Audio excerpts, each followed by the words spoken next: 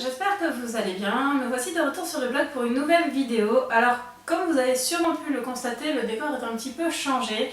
Tout simplement parce que j'ai du monde à la maison. J'ai la chance d'avoir Gwendan de la Main au Livre et Charlotte des Voyages Littéraires qui sont encore venus passer un petit week-end sur Brest. Alors en plus il fait super beau contrairement au mois de juillet où elles étaient venues passer des vacances et où il faisait un temps pourri.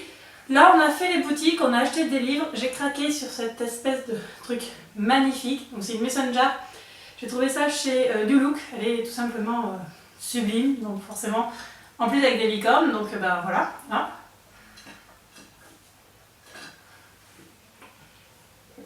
À la vôtre.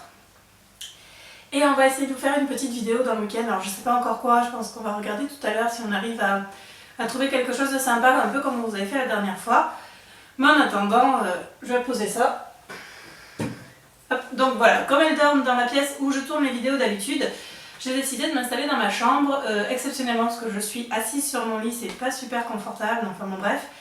Sans plus tarder, on va se retrouver donc pour le bilan du mois d'octobre.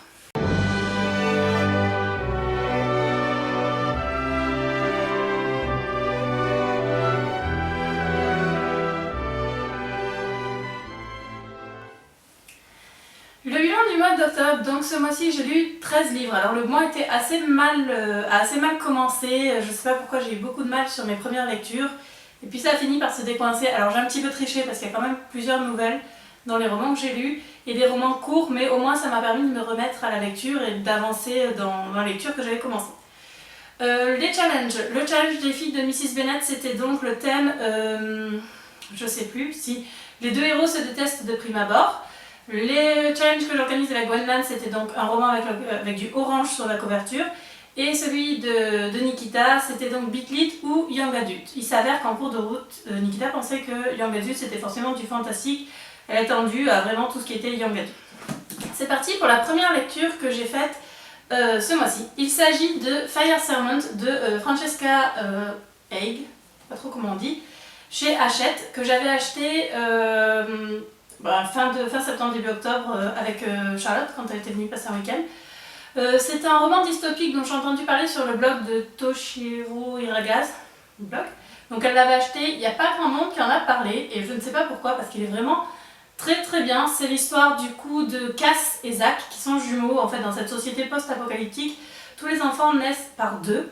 Et il y en a un qui est parfait, donc qui fait partie des alphas, et l'autre, son jumeau, qui a une tare, donc soit une tare physique, genre un troisième bras, ou il manque une jambe, ou alors, quelque chose de plus rare, ce sont des, j'allais dire des voyeurs, mais c'est pas ça le terme, enfin ils ont des visions, je sais plus comment on les appelle exactement, mais voilà. Et donc, ceux-là, ce sont des omégas. C'est Cass, du coup, qui est l'oméga de son frère, et le problème, c'est que si on tue un alpha, un oméga, on tue son jumeau alpha. Bref, ils sont liés, t'en tues un, tu tues l'autre. Donc Cass va se retrouver enfermée par son frère qui veut se protéger du coup dans une espèce de cellule où elle va rester un bon moment avant de réussir à s'enfuir et découvrir les rebelles quoi, les rebelles Oméga qui essayent d'améliorer leurs conditions de vie parce qu'ils sont un petit peu tenus en esclavage. Bref, il se passe plein de choses dans ce roman. Elle va faire la connaissance d'un garçon dont j'ai oublié le prénom, ce qui est bien dommage. Kip, voilà, elle l'appelle Kip, parce qu'il est très très bien, c'est vraiment un personnage que j'ai adoré, que j'ai même préféré au personnage principal. Et la fin m'a laissé vraiment sur ma faim, comme souvent dans les premiers tomes. C'est une très très belle écriture et vraiment une jolie découverte. Le deuxième tome n'est pas encore sorti, mais j'ai vraiment hâte de le lire parce que c'est un roman qui m'a laissé vraiment, que j'ai beaucoup aimé. Et donc donc en plus il a le double avantage de faire partie et du challenge que j'organise avec Gwendan parce qu'il y a du orange, et comme c'est du Young Adult, du challenge de Nikita. Et donc pour ce roman, c'est donc 4 étoiles.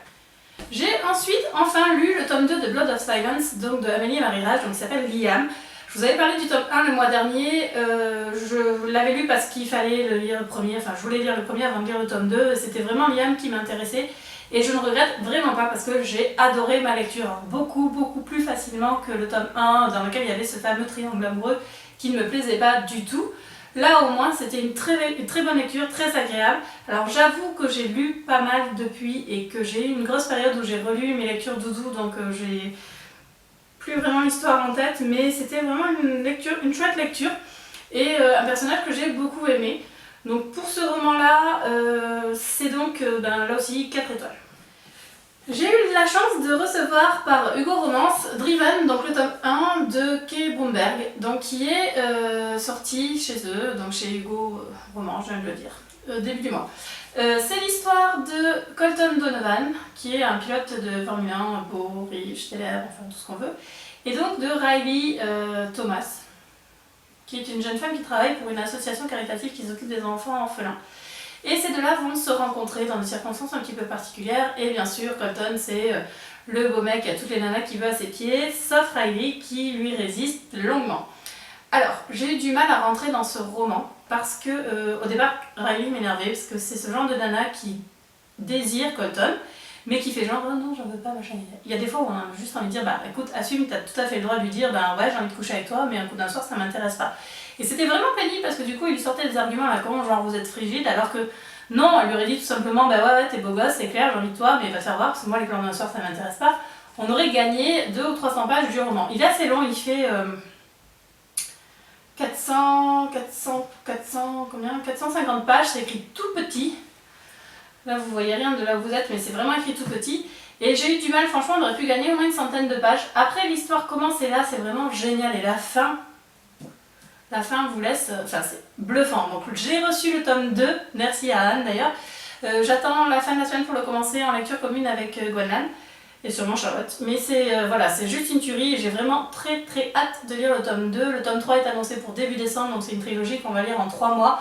Et heureusement, parce que ça aurait été vraiment très très long d'attendre la suite. Donc pour Driven, qui, quand on s'accroche, est vraiment un très très bon roman, c'est donc 4 étoiles. J'ai ensuite retrouvé mes petits amours donc, de la lecture MM. J'avais envie de romance doudou. Driven était très bien, mais j'avais voilà, envie de retrouver des trucs que je savais que j'allais aimer. J'allais dans ma liseuse vers toi, donc le tome 1 des mots d'Eden de Céline Etcheverry, donc c'est chez Milady dans leur collection Emma, donc qui est une collection virtuelle de romans numériques, pardon. Alors, c'est une lecture que j'ai vraiment aimée, c'est une romance MM sur des ados, donc ça change un petit peu. Il y avait quelques maladresses dans l'écriture et quelques petits détails qui m'ont un petit peu dérangée, comme le fait que ça se passe aux États-Unis, mais qu'on était vraiment sur des habitudes françaises, donc bon, c'est pas très grave, c'est pas le premier roman que je lis là-dessus, ça m'a juste fait un petit peu sourire. Mais l'histoire est vraiment touchante, le personnage d'Eden est très très attachant. Et ça changeait un petit peu en fait d'avoir une romance MM d'ado plutôt qu'une romance MM d'adulte avec des mecs très virils, des mâles alpha. Donc voilà, c'était beaucoup plus sensible et beaucoup plus doux. Ça m'a vraiment retourné cette romance, je l'ai trouvée très très agréable et c'était une jolie surprise. Alors tome 2 est sorti, je ne l'ai pas encore lu, mais je pense que je vais le lire dans pas très longtemps. Donc voilà, une très jolie romance toute mignonne en MM comme je les aime. Et donc pour celui-ci, ce sera aussi 4 étoiles. J'attendais avec énormément d'impatience le tome 3 de la série Stage Dive de Kylie Scott et j'ai eu la chance de le recevoir en service presse par moi grâce à Antoinette. Il s'agit de Sing, donc qui est le 3e tome, qui est consacré à Jimmy, qui est le frère, donc Jimmy le frère de David. Donc Jimmy c'est le chanteur du groupe. On fait sa rencontre dans Sing et on le revoit bien entendu dans... je dis n'importe quoi, on le voit dans Rock et dans Play. Sing c'est le tome qui lui est consacré. Alors Jimmy c'est ce bad boy un peu carrément drogué, alcoolo, enfin tout ce que vous voulez, c'est vraiment là qu'il ne faut pas fréquenter. Et là on le suit à travers les yeux de Lena qui est donc embauchée pour lui servir de babysitter, il faut le dire clairement, un peu par hasard, et qui va vivre avec Jimmy pour l'aider à sortir de toutes ces trucs, enfin bref, il sort d'une cure de detox, il arrête de boire, il arrête de se droguer. Et bien entendu, Lena va être attirée par Jimmy et s'ensuit une histoire d'amour, comme dans tous les tomes de Sing. J'ai adoré retrouver David et Mal et Ben et tous les autres personnages. David reste mon préféré, mais franchement, Jimmy, j'ai envie de dire que dans cette famille, ils sont pas foirés parce que les gamins, ils sont vraiment super. Donc, n'hésitez pas à le lire, il est vraiment super intéressant. Lena est ma fille préférée, beaucoup plus que Evie et Anne. Voilà, c'est un petit groupe qu'on aime beaucoup retrouver. Le tome 4, Slow, sort bientôt. Normalement, je devrais le recevoir sous peu. Je sais aussi que je vais le lire sans hésiter. Je suis un peu triste de dire au revoir au Stage Dive et puis à cette série qui m'a vraiment beaucoup touchée. Alors, pour Sing, c'est donc sans surprise un énorme coup de cœur et c'est 5 étoiles. J'ai participé à un mass critique sur Babelio pour avoir ce roman, Des mensonges dans nos têtes de Robin Telley, publié chez Mosaïque. Alors, c'est pas le roman que j'ai l'habitude de lire, je l'avais vu sur le blog de Bib, donc je mettrai le lien en barre d'infos. Il m'avait donné envie de le lire quand on me l'a proposé en masse critique, on m'a proposé de participer en masse critique, ben, j'ai pas hésité parce que j'avais vraiment envie de le lire. C'est l'histoire donc en 1959 en Virginie de Sarah, qui est une jeune fille noire et qui va se retrouver à faire partie d'un groupe de 10 étudiants noirs, enfin lycéens noirs, qui vont intégrer pour la première fois un lycée de blancs, donc dans le sud des États-Unis. On a le point de vue de Sarah, qui se retrouve là un peu parce qu'elle n'a pas le choix, parce qu'il en fallait 10 et qu'on en a pris 10 et que c'était les meilleurs. On lui a demandé bien entendu si elle voulait le faire, mais bon, ça n'avait pas vraiment le choix les gamins à cette époque. Et en face de ça, nous avons Linda, donc qui elle est blanche et qui est la fille du rédacteur en chef, du propriétaire du journal blanc, hyper propagandiste, anti-intégration, pro-ségrégation et tout ça. Et donc ces deux jeunes filles vont se retrouver dans la même classe. Et en fait vont tomber amoureuses l'une de l'autre. Alors on a et d'un côté la ségrégation et de l'autre côté l'homosexualité dans les années 60 dans les États-Unis du Sud. C'est vraiment un roman qui aborde des sujets très durs et qui sont très très bien traités. Chaque titre de chapitre c'est un mensonge en fait. Donc par exemple, là, chapitre 3e mensonge ou chapitre 3, 3e mensonge, je me fiche de ce qu'on pense de moi. Et à chaque fois c'est un mensonge comme ça qui est mis jusqu'au dernier chapitre où elles vont apprendre changer l'une au contact de l'autre. Linda va se rendre compte que ce qu'elle pense en fait est faux, mais on se rend compte que finalement elle s'était jamais remis en question parce que c'est ce qu'on lui avait toujours appris, sans réfléchir à si c'était bien ou mal. La question ne lui avait même pas effleuré l'esprit. Et de l'autre côté, on a le point de vue de Sarah qui se retrouve là au milieu, qui est en première ligne pour subir toutes les crasses que peuvent leur faire les blancs, alors qu'à côté de ça, les adultes les poussent à maintenir, mais on se dit mais c'était que des gosses, et c'est eux qui étaient vraiment là et qui ont subi tout un tas de choses, alors que les adultes derrière, finalement, sont assez planqués, et qu'elle aurait été beaucoup mieux à faire sa terminale dans son lycée où elle était avant, où elle avait une meilleure éducation, où elle avait plus de chance, alors que là, on nous dit, les blacks, on va les mettre dans les cours de soutien alors qu'elle est douée à l'école, parce que bien sûr, ils n'ont pas le niveau. Enfin, vraiment, c'est assez intéressant. Je pense que l'auteur s'est vraiment beaucoup documenté sur toute cette période-là. C'est pas la période que j'ai l'habitude de lire, je l'avais déjà vu un petit peu dans Manon 63, je vous en avais parlé, et j'ai vraiment beaucoup aimé et le style de l'auteur et la façon d'aborder la ségrégation et l'homosexualité à cette époque-là aux États-Unis. Donc pour ce roman, vraiment une jolie surprise. Il est orange, il rentre dans mon challenge, c'est du young adulte, il rentre aussi dans mon challenge. Et donc pour ce roman magnifique que je vous conseille vraiment de lire, c'est 5 étoiles. J'ai eu envie de lecture plus légère et de toute façon j'avais prévu de le lire ce mois-ci parce qu'il rentrait dans mon challenge des filles de Mrs. Bennet. Il s'agit de Hot Love Challenge de Cécile Chaumin chez E.H. C'est le premier tome donc, de la saga Hot Love qui comptera 3 tomes. C'est Charlotte qui me l'avait acheté quand elle était allée assister à la dédicace de Cécile et de Louisa au mois de juin, donc il est dédicacé par Cécile. J'avais attendu, je ne l'avais pas lu avant, je ne sais pas pourquoi, parce que vraiment ça faisait un moment que j'avais envie de le lire, et je l'ai dévoré en quelques heures. Bon, c'est un petit roman, il fait 250 pages je crois. Ouais, 250 pages, ça se lit très très vite. Alors le style est toujours aussi frais, c'est dans la même veine que les Louisa Meunice, que Emily Blaine, que Angela Morelli, donc c'est la 4e que je lis d'ailleurs, elles étaient toutes les 4 à la conférence Harlequin au Salon du Livre.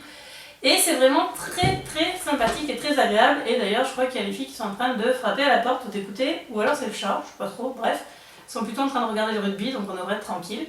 Bref, Hot Love Challenge, c'est l'histoire de Lydia et de Julien qui travaillent ensemble. Donc Lydia faisait partie d'un groupe d'amis quand elle était gamine, et Julien c'était un peu le beau gosse de service dont les parents étaient super riches, qui partaient tout le temps en voyage, tout ça, qui se la pétait à mort, sur lequel Lydia avait flashé bien entendu depuis gamine.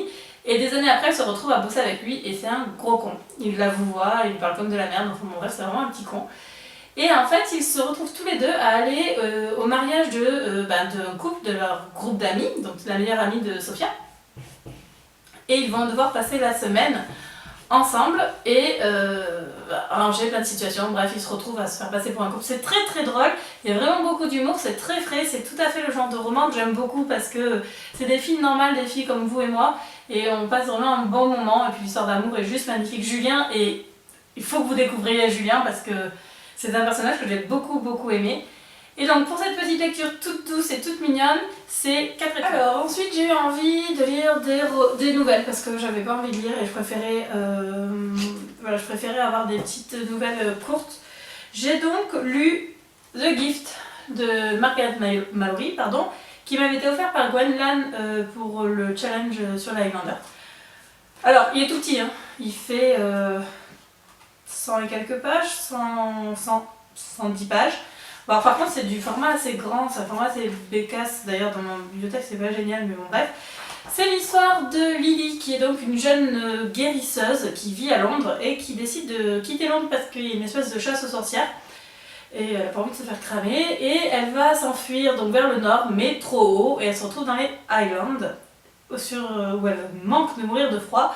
Et elle va être sauvée par Roderick MacDonald, donc qui est un des membres du clan MacDonald de l'île de Skye, encore toujours le clan MacDonald de l'île de Skye, et qui lui est à la recherche de la prochaine guérisseuse de son clan qui est douée du don, donc The Gift. Et sa grand-mère lui a dit, qui est donc la guérisseuse, lui a dit va chercher, tu vas tomber sur une nana. Et bien entendu, il tombe sur Lily. Et est-elle la guérisseuse douée du don ou pas? Bah écoutez, je vous laisse découvrir. C'est chouette, comme d'habitude, on a une héroïne qui n'a pas froid aux yeux, qui a du caractère, on a un héros qui est viril, qui est fort, qui est tout ce qu'on aime. On parle pas de kilt, mais il y a du tartan, donc c'est déjà pas mal. Et voilà, j'ai vraiment adoré cette nouvelle, elle est toute sympa, elle se lit hyper vite et chouette quoi, enfin c'est vraiment sympa, ça se passe à l'époque de Noël, c'est rigolo comme tout. Ça m'a vraiment donné envie d'aller à Skye. Donc cet été quand on ira en Écosse c'est clair qu'on ira à Skye parce que c'est juste, ça a l'air en tout cas magnifique, à l'époque des Highlanders, dans les romans c'est toujours super beau. Donc on sera obligé d'y aller faire un tour. Donc il y a du orange, ouais, sur les cheveux de la nana. Il rentre donc dans mon challenge et pour The Gift de Margaret Mallory, c'est 4 étoiles. Je l'attendais avec impatience. J'étais pas la seule d'ailleurs de l'attendre avec impatience, Charlotte aussi. Il s'agit de la nouvelle Brighter Than the Sun de Darynda Jones, qui est donc la rencontre entre Reyes et Charlie du point de vue de Reyes.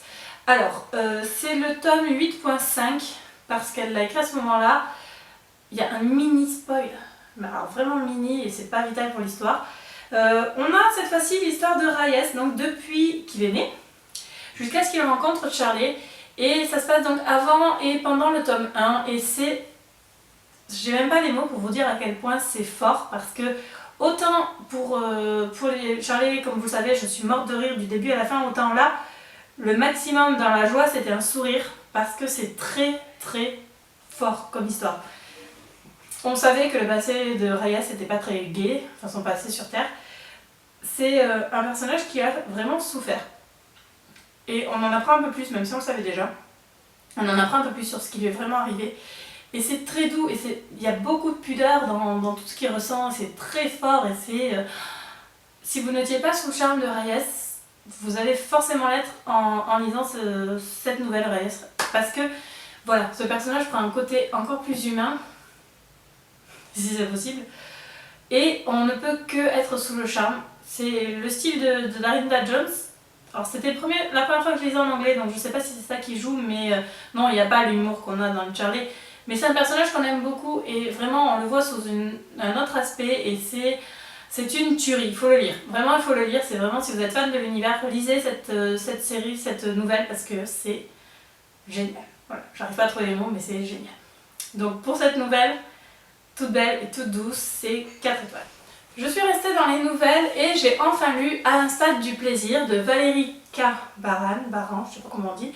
Donc c'est une nouvelle sexy rugby qui avait été publiée par Harlequin pour la sortie de la Coupe du Monde de rugby. C'est la finale aujourd'hui d'ailleurs. C'est une romance MM, donc j'avais envie de la lire depuis longtemps. C'est mes copines Letty et Delphine du blog Les Accros aux livres, Nuit Blanche des Accros aux livres, pardon, qui l'ont lu récemment et qui m'ont donné envie de sauter le pas. C'est l'histoire de Josh et de Damien, qui sont donc tout genoux, parce qu'ils ont 18 ans tous les deux, et jouent en équipe des moins de 19, et qui vont tomber amoureux. Alors comme dans Les mots d'Éden, on a cette fois-ci des ados, dont un qui a du mal à reconnaître son homosexualité, enfin à savoir tout simplement qu'il est homosexuel, parce qu'il ne s'était pas vraiment posé la question. Et l'histoire d'amour entre ces deux jeunes est vraiment très douce et très belle. J'ai beaucoup aimé. On n'a pas le côté torturé qu'on avait dans Les mots d'Éden, c'est juste des ados normaux qui en plus ont une passion pour le rugby. Donc vous savez que je suis pas très fan du rugby, mais ça passe comme dans la nouvelle de Louisa, ça passe sans problème. Je ne connaissais pas du tout cet auteur, donc j'ai vraiment découvert le style et j'aime beaucoup. C'est très doux, très pudique une fois de plus. Enfin bref, une petite nouvelle MM comme je les aime. Il y avait du orange sur le titre, donc ça rentrait aussi dans mon challenge. Là. On voit qu'il y a du orange sur le titre, c'est orange. Et donc pour un stade du plaisir, ce sera 4 étoiles. J'ai ensuite eu la chance d'être acceptée en partenariat avec la maison d'édition Rainbow, donc qui est une maison d'édition spécialisée dans le MM, mais pas que, parce qu'ils font aussi du MF. Et j'ai enfin pris mon premier aspect. Il s'agit de Éclair de lune de Sylvia A. Winters. Oui, ouais, Winters. C'est de la romance, même je viens de le dire, fantastique. Disons que nous avons l'histoire de Queen qui est donc un... Enfin non, il est normal Queen. Pardon, qui était marié avec un loup-garou. C'est un fils de chasseur. Donc il est au courant de toutes ces créatures bizarres qui peuplent notre terre. Et face à lui, nous avons Arrow qui lui est un sorcier.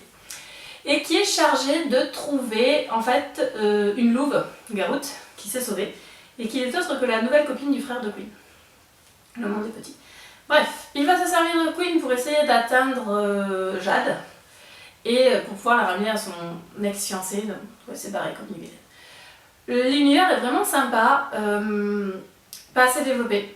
La romance est très courte et ça sent un peu le premier tome et j'aimerais vraiment qu'il y ait une suite parce qu'il y a vraiment des choses à développer là-dessus, que ce soit au niveau des créatures surnaturelles ou des personnages. La partie romance entre les deux personnages est chouette, il n'y a pas de scène, ou très peu de scènes hautes. Ouais, c'est du MM, ça fait bizarre, j'avoue, ça fait bizarre, le MM sans scène haute, ça fait vraiment trop drôle. Donc voilà, je reste un petit peu sur ma faim. C'était chouette, c'était sympa, les personnages sont attachants, le personnage d'Arrow est carrément ce genre de personnage en quête de rédemption que j'aime beaucoup. Mais je reste un petit peu sur ma faim, donc pour cette romance-là, donc j'ai rangé plus ou moins dans le... Je n'ai pas rentré dans le challenge, même si ça reste de la Big Click, donc ce sera 3 étoiles.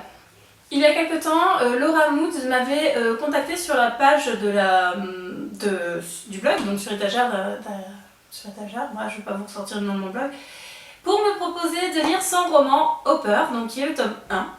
Je n'avais pas eu l'occasion, donc j'avais dit oui, le résumé me tentait bien, m'avait présenté ça comme un thriller érotique. Je n'avais pas eu l'occasion de le lire avant, je l'ai enfin fait et en fait je ne sais pas pourquoi j'ai attendu parce que je l'ai dévoré. C'est une petite tuerie, il est tout simplement génial ce roman. C'est l'histoire donc de... C'est énorme parce que je viens de le finir, je ne me rappelle plus comment elle s'appelle. Comment elle s'appelle? Voilà, Emma, pardon. Emma, donc, qui a 23 ans et qui travaille dans un studio photo, donc qui fait en fait, de l'assistance pour installer les plateaux pour les photographes, enfin bon, ce genre de choses. Et elle fait la connaissance de Adam, qui est donc un photographe de renommée hyper connu, qui fait des grands shootings. Et bien entendu, dès le départ, elle est attirée par Adam, qui a un petit côté un petit peu sombre. Il va y avoir derrière un côté thriller qui met du temps à venir, mais qui est vraiment très très bien amené. Et une fin de roman qui me laisse, mais vraiment, mais la suite quoi, je veux la suite, c'est vraiment très très très très bien. C'est très drôle parce que Emma a vraiment un humour assez sympa, elle bave littéralement sur Adam et pour une fois ben, elle s'en cache pas et elle a plein de petites pensées qui me font vraiment rigoler tout au long de la lecture. Enfin, c'était vraiment une jolie découverte, je m'attendais pas à autant de plaisir en lisant ce roman.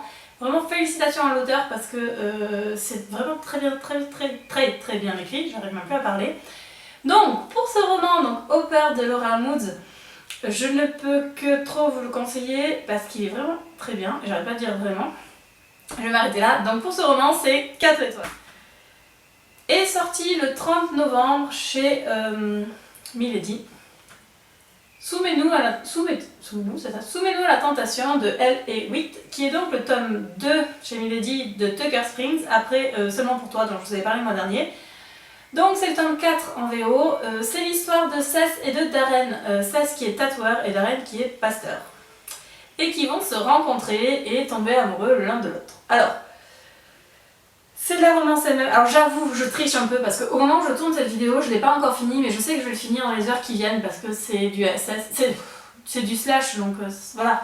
Il fait 280 pages, j'en suis déjà... Non, j'en ai eu 64. Voilà, je vais le dévorer. Il est déjà très très drôle, il y a beaucoup d'humour et les personnages ont l'air vraiment intéressants.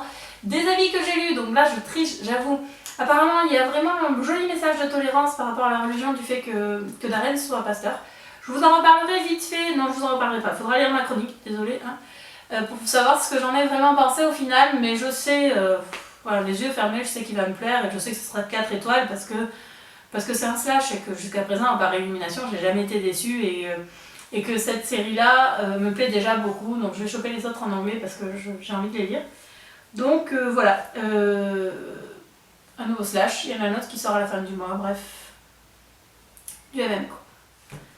Je tenais à vous parler d'un roman que j'ai reçu en SP, que je n'ai pas relu, mais que j'avais adoré. Il s'agit de Ugly Love de Colleen Hoover, qui est enfin sorti, enfin qui sort le 5 novembre chez Hugo Roman. Je l'ai relu en diagonale vite fait. J'ai remis ma chronique et je vous ai parlé de cette version-là. Déjà, je voulais dire que la couverture est juste superbe. Il est magnifique. Vraiment, Hugo Roman, ils ont géré parce qu'il est très très beau. Bravo aux traducteurs, bravo à toute l'équipe de mettre à la disposition du plus grand nombre les romans de Colleen Hoover qui sont vraiment magnifiques. Alors les avis fleurissent déjà sur la toile, tout le monde adore. J'ai pas vu un seul avis négatif, tout le monde adore. J'avais adoré, vous le savez, c'est mon roman préféré de Colleen Hoover.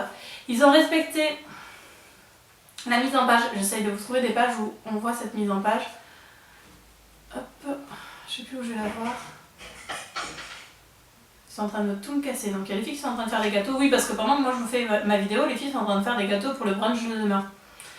Bah ouais, quand on vient chez moi, on fait à manger, sinon c'est pas drôle. Hein. Donc vous savez, si jamais vous voulez venir, n'hésitez pas, ma porte vous est grande ouverte, mais il faudra faire à manger. Voilà. Hop, par exemple là, je sais pas si vous allez voir grand chose, mais on a cette mise en page qui est mise, et alors ce que j'adore, qui est vraiment mais girly à mort, c'est les puces. Vous voyez, c'est des petits cœurs. C'est juste génial, c'est juste super.